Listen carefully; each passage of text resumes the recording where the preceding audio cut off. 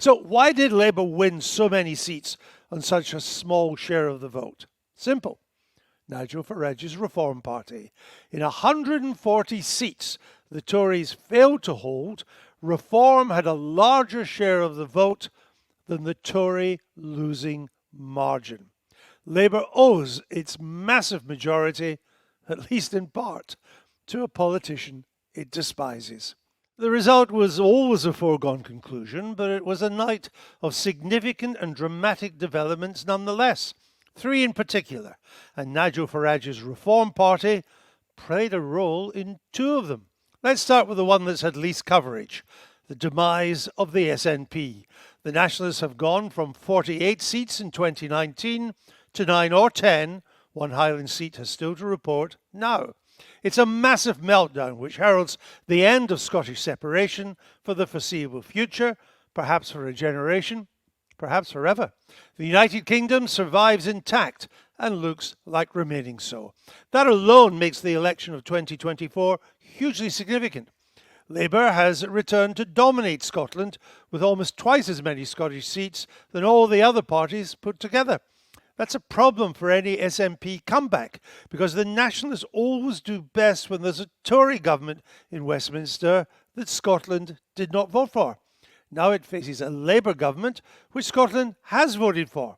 The SNP will now struggle to hold on to power at Holyrood in 2 years' time. Scotland also played its part in Labour's landslide, the biggest story of the night. Indeed, with Labour's share of the vote stagnant in England, it was only because of Scotland that its vote share increased at all. Labour has won a massive majority. It will be master of all it surveys, but it comes to unassailable power on only 30% of the vote, which gave it 64% of the seats. That share of the vote is only a percentage point or two more than Jeremy Corbyn won when he was the wrong end of the Boris Johnson victory 5 years ago. A much smaller share than when Theresa May lost her overall majority in 2017, yet has given Starmer a landslide. No government has come to power in modern times with such a small share of the vote. Nor are Keir Starmer's personal ratings especially stellar. Indeed, they're only a little better than Corbyn's when he was Labour leader. It was said that Starmer ran such a cautious and careful campaign that it was as if he was carrying around a Ming vase. His strategy has been vindicated, but it might make sense to carry that Ming vase into government. No red dawn has risen this morning, no surge for socialism. As I've said before, Labour's support is as wide as the ocean, but as shallow as the village pond. It could dissipate quickly with only a couple of wrong or reckless moves. I suspect Starmer realises that. So why did Labour win so many seats on such a small share of the vote? Simple. Nigel Farage's Reform Party. In 140 seats the Tories failed to hold, Reform had a larger share of the vote than the Tory losing margin. Labour owes its massive majority, at least in part, to a politician it despises. Reform is also the reason for the Tories' catastrophic defeat. Starmer's majority is just a little shy of Tony Blair's historic landslide in 1997, which shredded the Tory party. But the Tories have done even worse in 2024. In 1997, they were reduced to 165 seats, which was bad enough.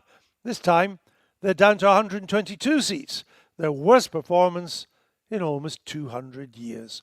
For those of you looking for the night's Portillo moment, it came when Liz Truss had her very own cluster Truss, managing to lose one of the safest Tory seats in the land. It was emblematic of the Tory collapse, perhaps not quite to a rump, but pretty close. Not just a very small base from which to recover, but small enough to be vulnerable to influence or infiltration from the forces of Farage. This is good news for Starmer. He can set about running the country unimpeded, while what's left of the main opposition party is knocking lumps out of itself. The sounds you can hear in the distance are the first shots in the upcoming Tory civil war. This is Andrew Neil on Times Radio, your election station.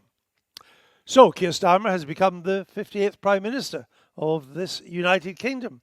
His first address on the steps of Number 10 after he had been to see the King was that he vowed his government would return to the service of working people across the nation. My government will fight every day until you believe again. From now on, you have a government unburdened by doctrine, guided only by the determination to serve your interest, to defy, quietly, those who have written our country off.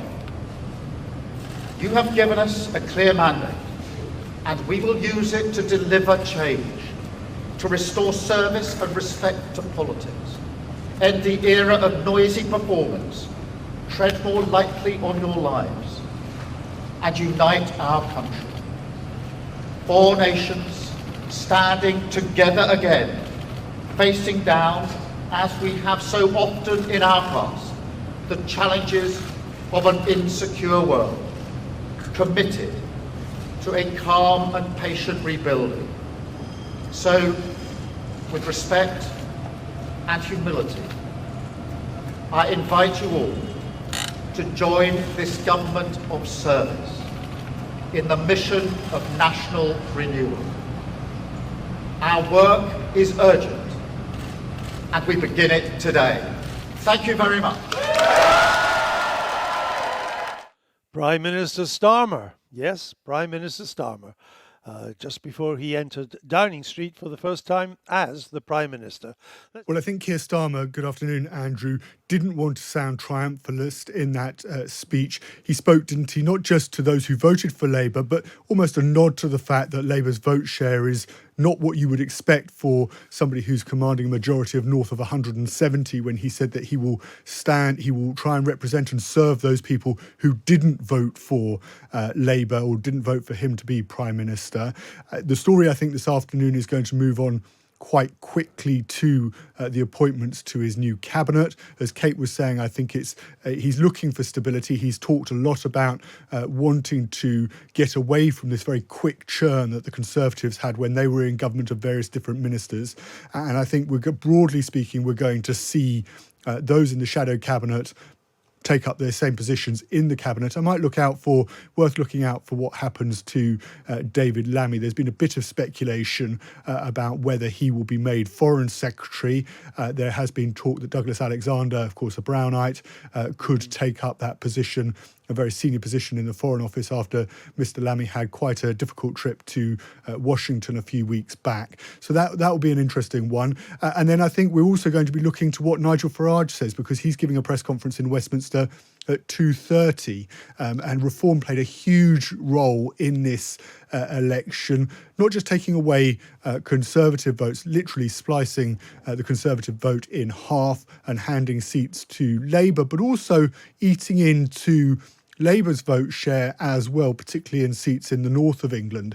And I think Keir Starmer's very wary that he knows that if he can deliver, he will be able to see off the threat from Nigel Farage. But if those communities in red wall seats and in parts where there has been a large turnout of Reform voters, if he doesn't deliver for those seats, then he could well find himself facing the same challenges that Rishi Sunak has done in 5 years' time. And that's why the pressure is now on to work at speed to get the economy growing, increase tax receipts into the Treasury, and to start spending in wise and impactful ways on public services.